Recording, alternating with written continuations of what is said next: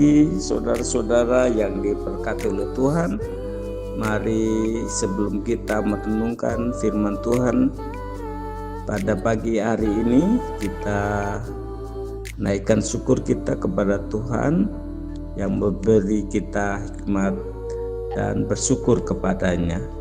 Bapa di surga, kami datang mengucap syukur untuk waktu yang Tuhan sediakan bagi kami membaca sebagian dari firman-Mu. Tolong beri kami hikmat-Mu supaya kami mengerti apa yang Engkau kehendaki dalam hidup kami. Dalam nama Tuhan kami Yesus Kristus kami berdoa, amin. Saudara yang diberkati Tuhan, mari kita membaca dari Lukas pasal yang ke-9 ayat yang ke-22 hingga ayat yang ke-27. Lukas pasal yang ke-9 ayat 22 hingga ayat yang ke-27. Firman Tuhan mengatakan demikian. Pemberitahuan pertama tentang penderitaan Yesus dan syarat-syarat mengikuti Dia. Dan Yesus berkata, Anak manusia harus menanggung banyak penderitaan dan ditolak oleh tua-tua, iman-iman, kepala, dan ahli-ahli Taurat, lalu dibunuh dan dibangkitkan pada hari ketiga. Katanya kepada mereka, setiap orang yang mau mengikut aku, ia harus menyangkal dirinya, memikul salibnya setiap hari dan mengikuti aku. Karena barang siapa mau menyelamatkan nyawanya, ia akan kehilangan nyawanya. Tetapi barang siapa kehilangan nyawanya karena aku, ia akan menyelamatkannya. Apa gunanya seorang memperoleh seluruh dunia, tetapi ia membinasakan atau merugikan dirinya sendiri? Sebab barang siapa malu karena aku dan karena perkataanku, Anak manusia juga akan malu karena orang itu. Apabila ia datang kelak dalam kemuliaannya dan dalam kemuliaannya Bapa dan malaikat-malaikat kudus. Aku berkata kepadamu, barang siapa di antara orang yang hadir di sini ada yang tidak akan mati sebelum mereka melihat kerajaan Allah. Demikian pembacaan Alkitab pada pagi hari ini.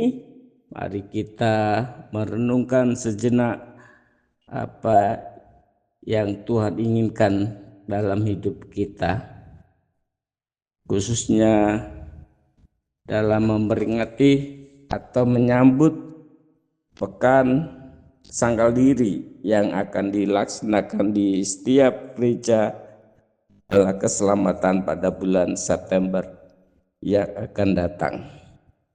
Patutkah kita menyangkal diri untuk kepentingan orang lain?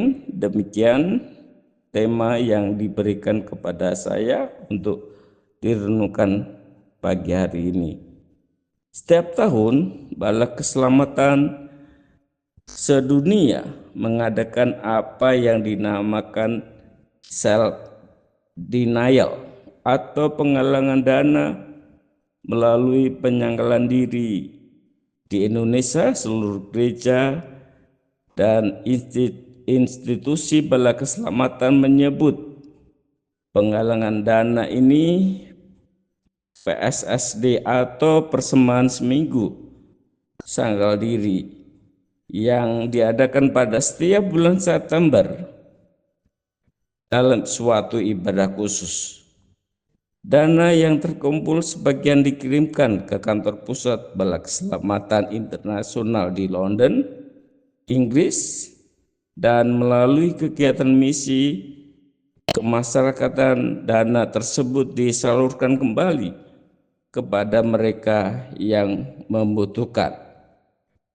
Kegiatan ini sudah bertahun-tahun dilakukan dan jutaan orang ditolong, baik mereka yang mengungsi akibat konflik atau bencana alam dan kegiatan-kegiatan lain yang bersifat diakonia lainnya sesuai dengan moto bela keselamatan, heart to God, hand to man. Dalam pembacaan hari ini, kedua Injil yang disebutkan di atas menulis kata-kata Yesus yang sama, yaitu tentang penyanggalan diri apabila mau mengikutnya. Salah satu yang dituntut Yesus adalah kegiatan bagi mereka yang sedang menderita seperti yang saya di atas, yaitu menyangkal diri untuk kepentingan orang lain yang lebih membutuhkan tanpa memandang latar belakang mereka, agama, ras, gender, dan kebangsaan mereka. Siapapun yang membutuhkan pertolongan merupakan keharusan bagi orang Kristen untuk menolong dan membantunya. Tindakan seperti ini memperhatikan dan menolong mereka yang membutuhkan terlebih dulu dilakukan oleh Yesus ketika Dia melakukan mujizat dan memberi makan 5.000 orang.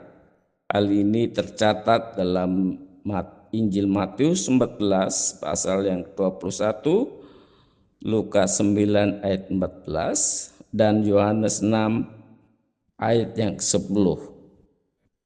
Yang dikisahkan pada waktu itu murid-murid berada di tempat yang lapang menjelang malam dan mereka harus pergi ke desa terdekat untuk mendapatkan makanan bagi mereka yang mengikuti dan mendengar ajaran Yesus. Melihat jumlah orang yang akan dikasih makan begitu banyak, bahkan ada yang menyebutkan jumlah itu hanya laki-laki, berarti tidak termasuk perempuan dan anak-anak. Tidaklah mudah bagi murid Yesus untuk mengumpulkan makanan sebanyak itu. Hanya ada 5 roti dan 2 ikan yang tersedia. Yesus pun melakukan mujizatnya dengan melipat gandakan roti dan ikan yang tersedia sehingga cukup untuk memberi makan 5.000 orang, bahkan ada sisanya. Saudara-saudara yang diberkati oleh Tuhan, dalam kehidupan kita setiap hari sebagai umat Kristen, sebagai prajurit Kristus, seringkali kita dihadapkan pada perkara menyangkal diri untuk kepentingan orang lain. Barangkali ada pertanyaan dalam diri kita sebagai orang Kristen. Diri saya saja membutuhkan pertolongan, bagaimana mungkin menolong orang lain? Dalam 2 Korintus pasal yang ke-12 ayat 9a, Rasul Paulus menulis demikian. Tetapi jawab Tuhan kepadaku, cukuplah kasih karuniaku bagimu, sebab dalam kelemahanku lah kuasamu menjadi sempurna. Apa yang Tuhan berikan selalu yang terbaik bagi kita orang-orang yang percaya kepadanya.